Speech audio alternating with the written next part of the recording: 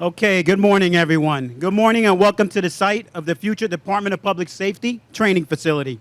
My name is Raul Malavi. I'm the Assistant Public Safety Director here in the City of Newark, and it is my honor to serve as the Master of Ceremony for today's event.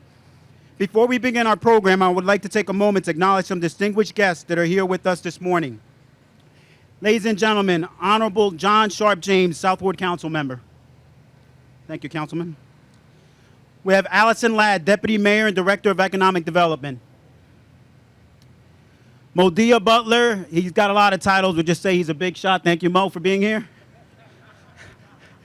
We have Chief of Police Lee Douglas III. Thank you, Chief. Chief of Fire Rufus L. Jackson. We have Deputy Director of Police Operations Sharonda Morris. Thank you, Deputy Director. Steve Rizzo of Brandywine, Senior Vice President of Development. Raymond Concepcion, Project Manager for Netta Architect. We have Frank F. Sabori, Principal Director of Design for Netta Architect. We have our Essex County Prosecutor, Theodore Stevens. Thank you, Prosecutor. We have Essex County Chief of Police, Mitch McGuire. We have Rabbi Frankel, Chaplain with the Public Safety Clergy. Calvin Sauter, Attorney with Brandywine Financial. And we have Newark Police and Newark Fire Command staffs. Thank you all for coming. So it's a great day today in Newark. Today we're pleased to announce the completion of the demolition phase of the exciting construction project. We moved to the design phase, and by the end of the year we will start site work on the state-of-the-art new Department of Public Safety Training Academy. You can see the design rendering behind me. Without further ado, we're going to play a brief, video of the construction project.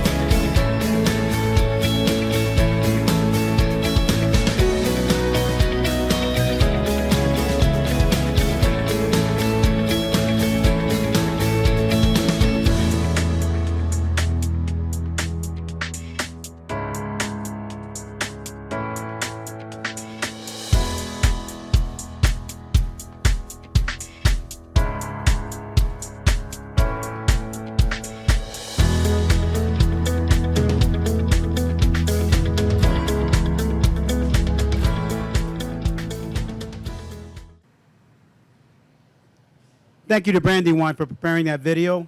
At this time, I'd like to call up our first speaker for today, Brandywine President, Mr. Eric Moore.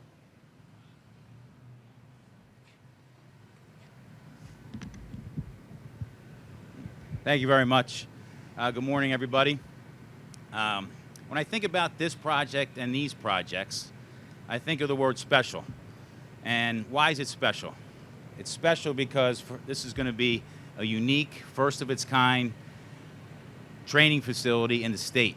It's special because it's going to have a wide range positive impact, not only on this community in Newark, but other communities in the state as well. Personally, it's special to me because my grandparents and my father also grew up in Newark, so it's nice to be able to do a project where my family grew up.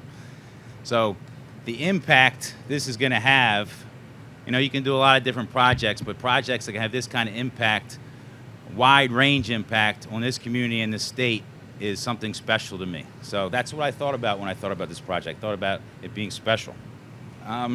For these kind of projects to get done, it takes special leadership and a real team. I want to thank the mayor for his vision and leadership to be here where we are today, the entire city council, the director of public safety, Director Ladd, Mitty, Kenyatta Stewart. I'd like to give a special thanks to Brian Nelson and Calvin Souter, who worked tirelessly to get the structure done. This is a public-private partnership, P3, and has some unique structure, and they were able to get this over the ground, and here we are today. We started demolition a couple months ago. As you can see, the William H. Brown School that was behind us is no longer behind us. You saw in the video the demolition, and we're starting site work soon and hopefully going vertical here by beginning of next year. Completion date is the end of 2023, and it's a 100,000 square foot building with approximately 260 parking. It's a garage of 260 parking spaces. It has a lot of special features in the building, which you guys can ask me after this press conference if you want. If you want a lot of details, I'll be happy to sit and talk to you about it. But it's a very unique project and special in many ways. I'd like to also talk about the fact that we have a local team, a lot of local third-party providers here as part of this project. I spoke to Calvin Souter with SSW. Panoni has a local office here. OCA Architects is local. NETA is a local office. So we're trying to get as many Newark people on this job as we go forward. And I know that's important to me, to the community, and to the administration. And I'm just really happy to be part of this project. I want to thank the mayor again. And I'm happy to move this thing forward quickly to make this a reality. Thank you very much.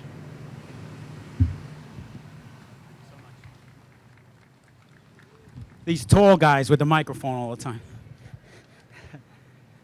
Thank you, Mr. Moore. This time we're going to break away from the run of show. I'd like to call up the mayor of the great city of Newark, the Honorable Ross J. Baraka. I'd also like to ask Director O'Hara, Prosecutor Stevens, and Chief McGuire to join them up at the podium.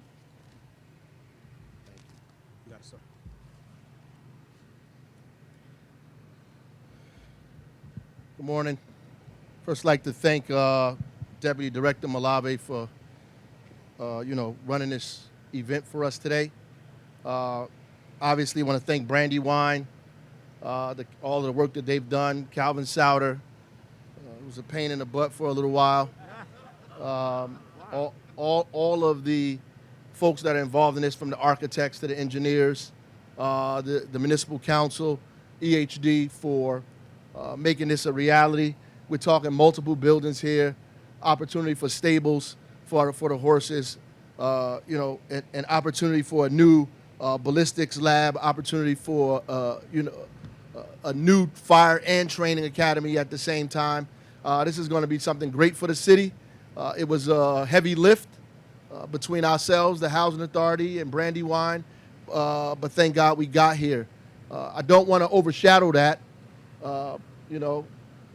because it is an awesome thing, and I think it's incredibly appropriate that we continue to staff and develop and improve and invest in public safety here in the city of Newark, because it's necessary. I also want to address the fact that recently, as in many cities around the country, we've been experiencing an uptick in violence. And I wanted to say just a little bit about that as we talk about these buildings being built and why they're being built, not just for the brick and mortar and for the beautification of the city and for, replacing a historic building like William H. Brown Academy. They're being built because we need safety in our community. We need a well-trained police force. We need a well-trained fire service in our city. And it also begins the week of Peace Week that we've just begun in the city of Newark that we're going to continue. As some of you know, and I know some of you have questions, so I'm just going to answer those questions ahead of time. We had an 8-year-old, I believe, who was shot in the house. Right now, we don't see any evidence that is a part of all of the violence that's happening in the street. Right now, this is a horrible and tragic incident that happened in a household. It is under investigation. Keisha, you want to come up?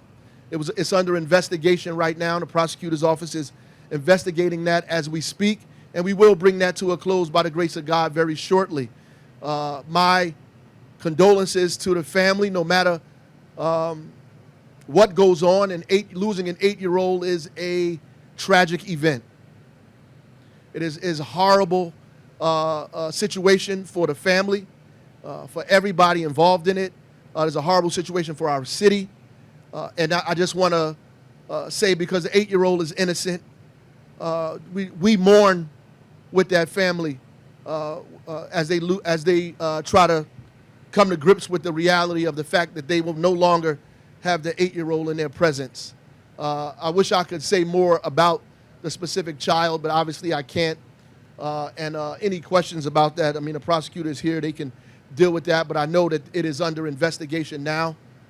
It is something that obviously happened inside of a home.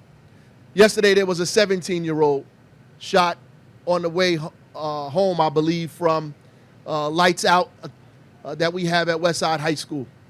Lights Out is a program that has been doing great work in the city. Shout out to Newark Public Schools and that principal over there, Mr. Cook, who's doing an awesome job. Lights Out gives kids something to do during off hours, somewhere to go.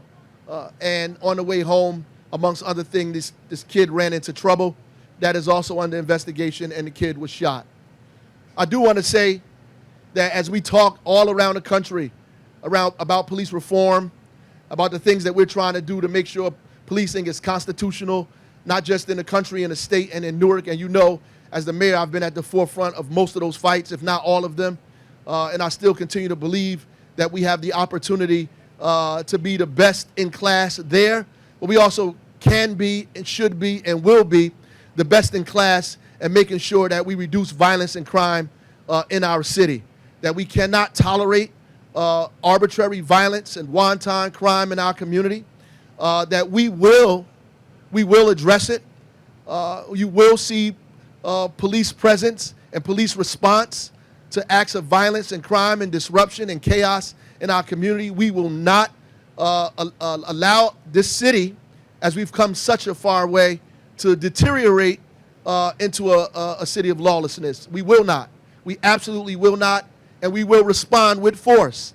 And for those of you who believe that you can take advantage of our posture because we are trying to build better relationships with the community, and we should, because we are trying to police constitutionally, and we ought to, because we want to be fair and just and equal, and we will.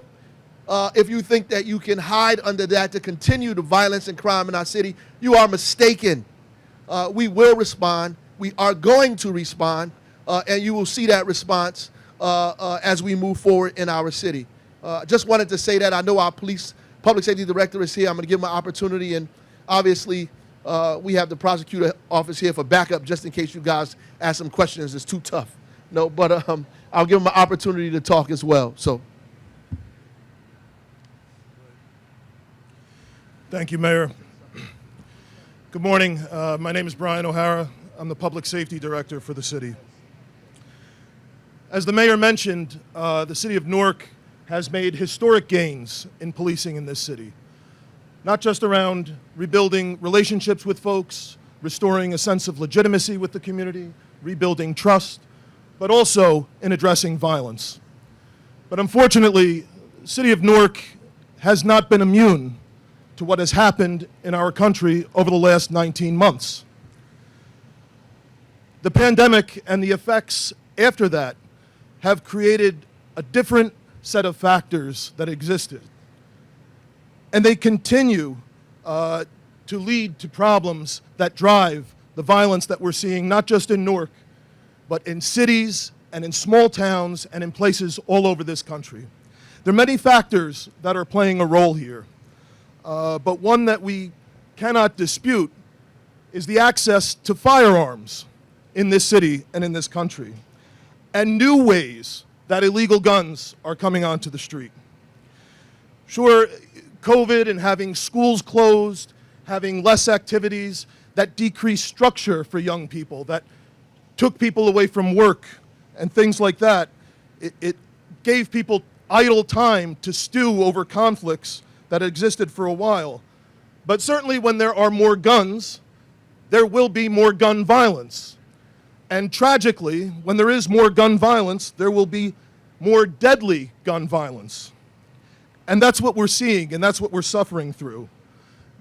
Our police officers and our partners in county and federal law enforcement are working extremely hard to address these issues. At this point, last week, over 500 illegal guns were removed from the streets of this city. That's incredible, but it speaks volumes to what we're going through. We're seeing a new issue here with something that are called ghost guns that we had not seen in years before. There's been at least 18 ghost guns recovered in this city so far this year. And what they are is they're weapons that you can buy over the internet, and they're completely unregulated. So folks can get them, minors can get them, convicted felons can get them. There are no serial numbers on them. They're completely not traceable. And we've gotten 18 of them so far this year. That's just what we've recovered, when there were only 6 recovered in all of last year. So it's a trend that we're seeing across the country, and the city is dealing with that as well. Another major factor driving some of this violence is not just the guns that are available, but the lack of accountability when folks commit acts of violence. So our courts have been closed. You know, it doesn't matter if police officers are taking over 500 guns off the street if the folks that are going to use them against people in our city are not being held accountable, whether that's because the courts are closed or other issues similar to that. I'm extremely thankful for the leadership of our mayor. Our mayor is using every resource available to address this problem. Sure, it speaks volumes that we're standing here today to ensure that our police officers continue to have the most extensive training available in a state-of-the-art facility. But we're also using every resource available to address this problem. With Director Yuri and her folks at the Office of Violence Prevention, to the 67 new police officers our mayor just swore in this past week. They'll be out here. That'll be more boots on the ground beginning this weekend and at night to address these problems. We can put police officers out in the street to try and do something immediately to address these issues. But unfortunately, the long-term solutions to get at the problems that historically have been happening in some of these neighborhoods, economic issues, and root causes of crime are going to take somewhat longer to address. Again, we're extremely thankful and grateful to our partners in the county and in federal law enforcement for everything that they are doing every single day to work alongside our Newark police officers and do everything possible to hold folks accountable who are committing these acts and help people keep people safe. Thank you.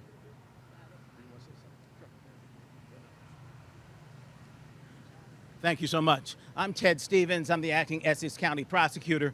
I have a couple of very serious things to say. First of all, I just want to respond and to just augment what the mayor said about Calvin Souter being a pain in the butt during this project. Well, Mr. Mayor, I've known Calvin Souter for almost the entirety of his legal career, and he's been a pain in the butt the entire time.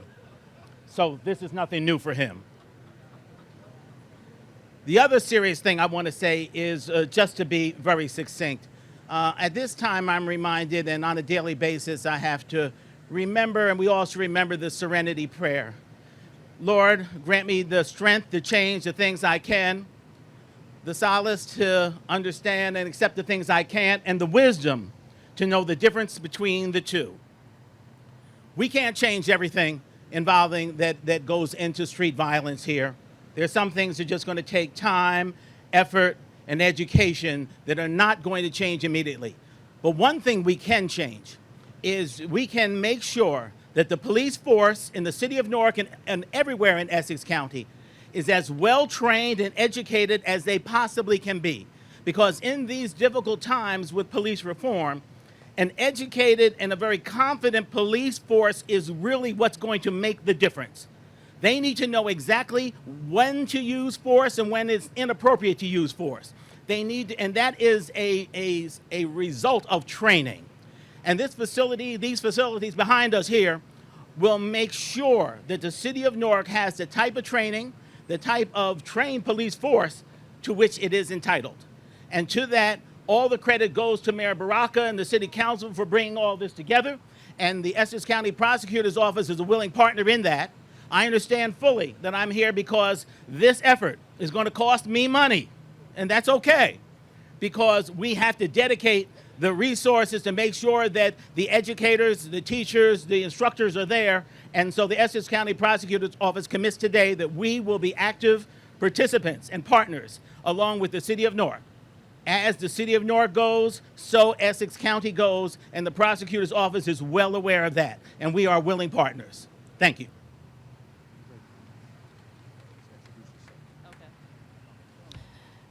Good afternoon. My name is Keisha Uri, Director for the Office of Violence Prevention and Trauma Recovery.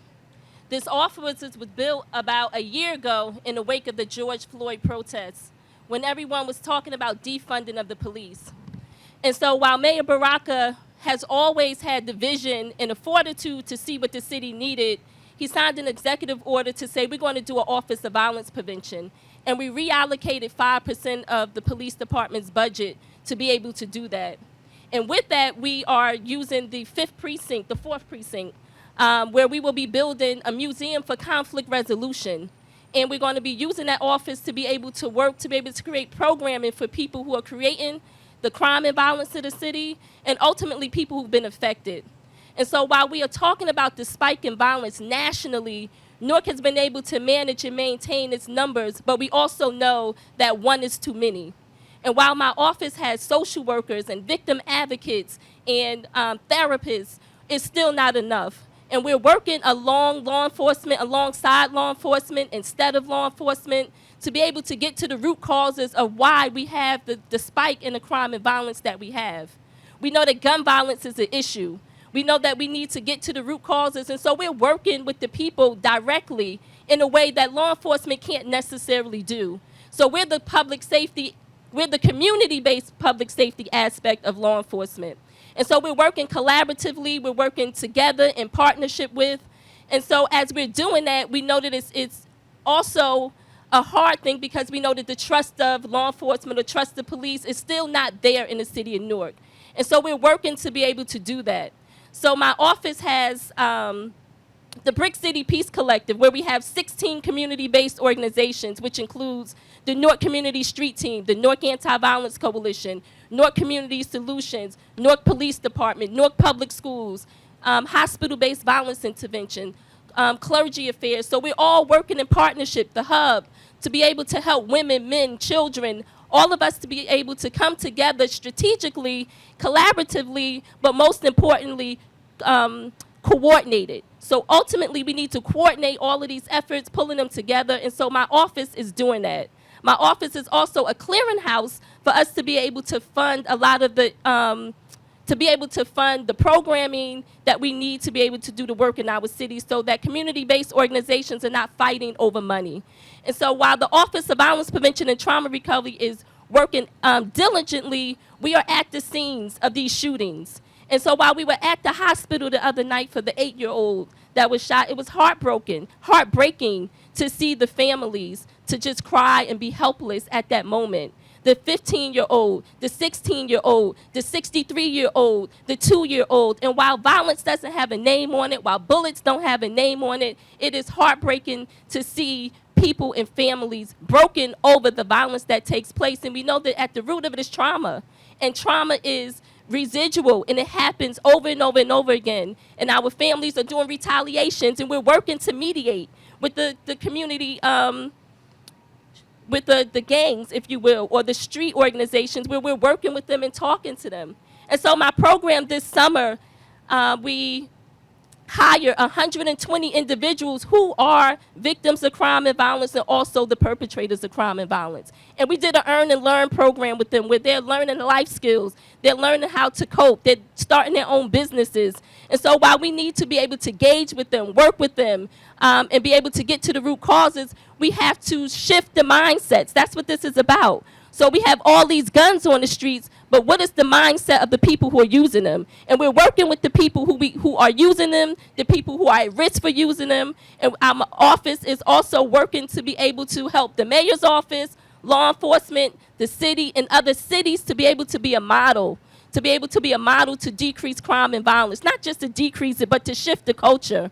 And so the Office of Violence Prevention and Trauma Recovery has Peace Week this week, where we will be having our closing ceremony today at the Trek Center. We will be having our 24 Hours of Peace this Friday, from Friday night, 6 o'clock, into Saturday at 6 o'clock, where we'll be having resources, music, artists. And so we're bringing out all the stops that we can possibly bring to be able to deter and be able to intervene in crime and violence. So we're doing intervention, prevention, treatment. We're throwing everything we can at this issue. And so while we continue to work together, we need the community's help to be able to help us as well. So the cry today is, or the ask is, for the community to be able to come out and to have an action as well. So we need the community's help in these issues and incidents.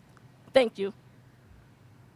So I'm going to, I guess to sum it up, we have 4 beautiful facilities that we're building for our public safety department here in the city of Newark.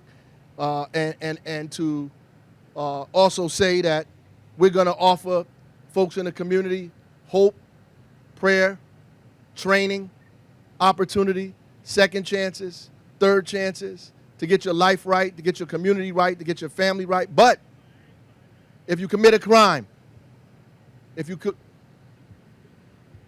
are involved in arbitrary violence and shooting of grandmothers, of 2-year-olds, of 8-year-olds, you will be arrested. You will be locked up, and prayerfully, you'll be thrown in jail. That we're gonna have a safe community, and that means that everybody is involved in it. And I need you to get just as angry when you put up videos of police that you think are mishandling residents and civilians.